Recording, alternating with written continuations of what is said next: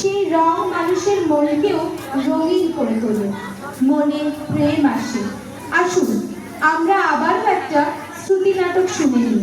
নাটক বিরোহী বসন্ত, রচনা ও নির্দেশনা রথীন চ্যাটার্জি। নমস্কার। শৈলী আয়োজিত বসন্ত উৎসবের এই সুন্দর সাংস্কৃতিক সন্ধ্যায় সকলকে জানাই একরাশ রঙিন শুভেচ্ছা। চারুশ্রুতির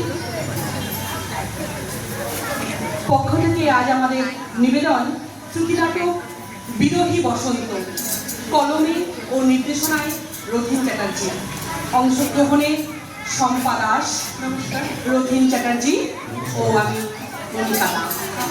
শুরু করছি আজকের শ্রুতি নাটক বিরোহী বসন্ত। সুমি, এই সুমি, একবার এই ঘরে আয়, দেখে যা একটা জিনিস। কি হয়েছে, ডাকছো কেন? দেখ দেখ, এই ঘরের জানলার পর্দা সরাতেই কেমন জ্যোৎস্না এসে ঘর ভরিয়ে দিয়েছে। দেখ, বিছানাটার মধ্যে মনে হচ্ছে কে যেন দুধ ঢেলে দিয়েছে। কত বড় চাঁদ উঠেছে। পূর্ণিমার চাঁদ, কাল যে দোল পূর্ণিমা। দোল এসে গেল? হ্যাঁ রে, এই দোলে কত আনন্দ হতো, তোর মনে আছে? মা দেখো দেখো, ওই দেখো নেড়াপোড়া হচ্ছে, আগুনটা কত দূর উঠেছে দেখো। হ্যাঁ, আজ আমাদের নেড়া পোড়া, কাল আমাদের দোল। হ্যাঁ, এইরকম আজ আমাদের নেড়া পোড়া, কাল আমাদের দোল। সবাই মিলে দুহাত তুলে বলো হরি বল। কি মজা! ছোটবেলায় দোলের ঠিক আগে আগে তুই, উমা, রুনু, বাচ্চু, কালু রোজ স্কুল থেকে ফেরার পথে যত রাজ্যের শুকনো নারকেল পাতা, খেজুর পাতা, কলা পাতা টানতে টানতে নিয়ে আসতিস। মনে আছে সেসব কথা? মনে আছে। আর সেই শুকনো পাতাগুলো দিয়ে আমরা সবাই মিলে বুড়ির ঘর বানাতাম। উফ, তোদের সে কি ব্যস্ততা! তাই তো, তারপর সন্ধেবেলা সবাই হাতে মশাল নিয়ে বুড়ির ঘরের চারিদিকে ঘুরতাম, আর কি যেন বলতাম, আজ মনেও নেই সেসব কথা। সবকিছু কেমন পরিষ্কার চোখের সামনে ভাসছে। আমরা সবাই মিলে আগুন দিতাম বুড়ির ঘরে, দাও দাও করে জ্বলে উঠত বুড়ির ঘর। আমরা আনন্দে চেঁচিয়ে উঠতাম, লাফাতাম, নাচতাম, আর আগুনের ফুলকিগুলো ঝরে ঝরে পড়তো। অবাক হয়ে দেখতাম কখন যে ওই আগুনের ফুলকি জীবনের ঘর পুড়িয়ে দিল, বুঝতেও পারিনি। সুমি, আবার সেই পুরনো কথা। চুপ কর বলছি। এই কি, পর্দা টেনে দিলি কেন? কি সুন্দর আলো আসছিল। সহ্য হয় না মা, সহ্য হয় না। এই আলো অন্ধকার দূর করতে পারে না, শুধু মিথ্যে প্রতিশ্রুতি দেয়। তোকে না বলেছি ও সব ভুলে যেতে? ভুলে যেতে চাইলেই কি ভোলা যায় মা? আরো বেশি করে মনে আশা বাঁধে। কতদিন পর আজ তোর মুখে হাসি দেখলাম, কি যে ভালো লাগছিল আমার। সব জ্বালা যন্ত্রণা নিমেষে দূর হয়ে গিয়েছিল। আনন্দ শুধু ক্ষণিকের জন্য, দুঃখ, কষ্ট, জ্বালা, যন্ত্রণা এরাই সর্বক্ষণের সাথী। আনন্দ তো চলে যায়, কিন্তু এরা আষ্টে পৃষ্ঠে থেকে যায়। কি করে অস্বীকার করবে এদের? এত কিছু বুঝি না আমি। সুখ দুঃখ, হাসি কান্না, আনন্দ বেদনা, এমনি তো জীবন। জীবনে আলো থাকবে, অন্ধকারও আসবে। অন্ধকারে দাঁড়িয়ে আলোর প্রতীক্ষা করার নামই জীবন। যাই হোক, আমি চা করতে যাচ্ছি, তুই খাবি তো? হ্যাঁ দাও। কে এলো আবার? দাঁড়া, আমি দেখছি। অরুণ এসেছো? এসো এসো, আজ সকাল থেকেই তোমার কথা ভাবছিলাম। সুমিকে বললাম অরুণের কি খবর নেই, অনেকদিন আসে না। ও বললো তুমি হয়তো ব্যস্ত। না না, তেমন ব্যস্ততা ছিল না কিছু। আচ্ছা বসো বসো, আমি সুমিকে ডাকছি। সুমি, এই দেখ অরুণ এসেছে।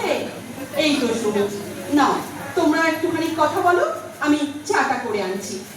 কি ব্যাপার হঠাৎ? চলে এলাম। এতদিন না কোনো ফোন, না কোনো মেসেজ। রাগ করেছিলেন? না, রাগ কেন করবো? কার উপর রাগ করবো? কোন অধিকারে রাগ করবো? তুমিও চুপ ছিলে, তাই আমিও চুপ। আমি তো আজকেও তোমায় ডাকিনি, তবে তবু এলাম। এতদিন অপেক্ষা করে করে যখন বুঝলাম যে তুমি আর ডাকবে না, তখন নিজেই চলে এলাম। তুমি তো জানোই আমি এরকম। আস্তে আস্তে জানছি। এই নাও চা। তোমরা চা খেতে খেতে গল্প করো, আমি রাতের খাবারটা তৈরি করে নিচ্ছি। কাকিমা, 1 মিনিট, একটু আসুন। এই এ কি দন্তকাল, তুমি আজকে পায়ে আবির দিচ্ছ যে? কাল ভোরের ফ্লাইটে আমি ব্যাঙ্গালোর যাচ্ছি। কাল তো আসতে পারবো না, তাই আজকেই আমি দিয়ে গেলাম।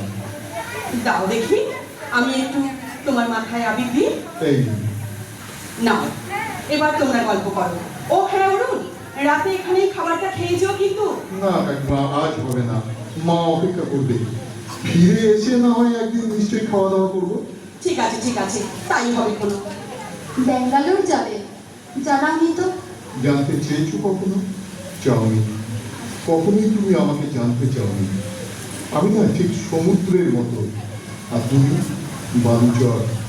আমি বারবার আমার ঢেউ নিয়ে বালুচরের উপর আছড়ে করি, কিন্তু তুমি নির্বিকার। তো সমুদ্র হার মানে না, বারবার কথা ঢেউ নিয়ে আছড়ে পরে বালুকায়। তা কবে ফিরছো? সম্ভবত 1 মাস পরে। দেরিও হতে পারে। একাই যাচ্ছ নাকি? একাই একাই যাবে বলে তো কেউ আর হাত বাড়ালো না। আচ্ছা, কেউ যদি সঙ্গে যেত, তুমি কি খুব খুশি হতে? খুশি অখুশির ব্যাপার নয়, অত দূর যাচ্ছ, অফিস থেকে অন্য কেউ সঙ্গে গেলে একটু নিশ্চিন্ত হওয়া যায়। যাক, আমার জন্য যে তোমার চিন্তা হয় সেটা জেনে ভালো লাগলো।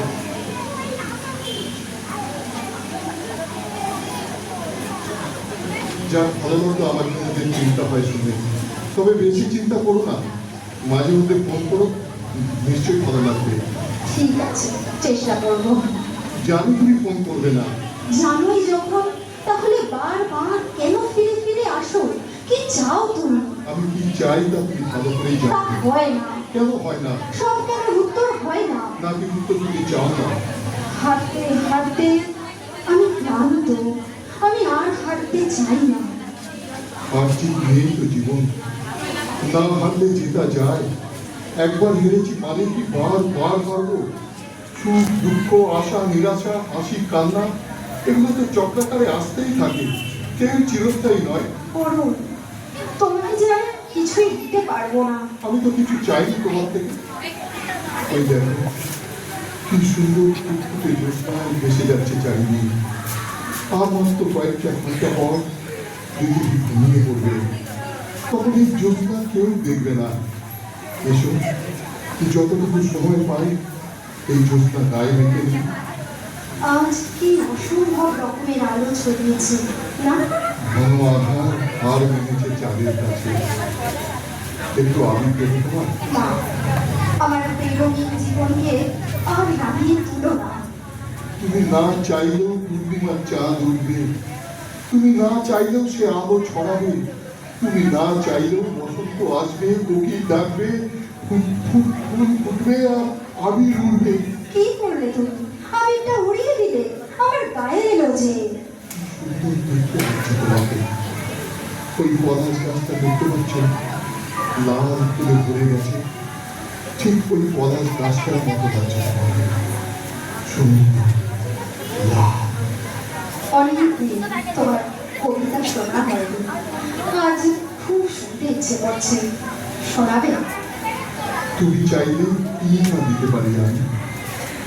কার টাকা পড়ে উঠে তুমি চাইলে এক বুট নদী সাঁতরে ওপারের বাগান থেকে সবচেয়ে সুন্দর ফুলগুলো নিয়ে এসে তোমার হাতে দিয়ে বসতাম। এই দেখো, তুমি চাইলে কি না দিতে পারি আমি। যদি বলতে ওই উঁচু করমচা গাছ, কিংবা আকাশ ছোঁয়া কাঁচা মিঠে আম, কিংবা জামরুল, কিংবা আমলকি টোকা পেরে দেবে, অমনি আমার চর্কি নাচানো পায়ের আঙুলের কষ্টাতে খেলায় তত্তর করে এডাল ওডাল সেডাল ছাড়িয়ে প্রায় আকাশটার কাছে উঠে দিয়ে বলতাম, এই দেখো, তুমি চাইলে কি না দিতে পারি আমি।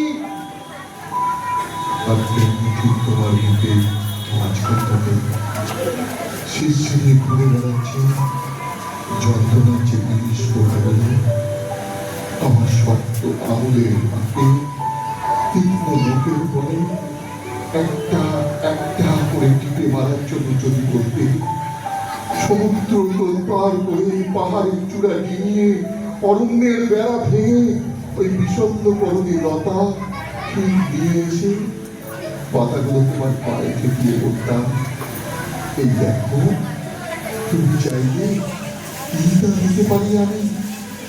অথচ আশ্চর্য, কিছুতে তুমি চাইতে না কিছু। নমস্কার।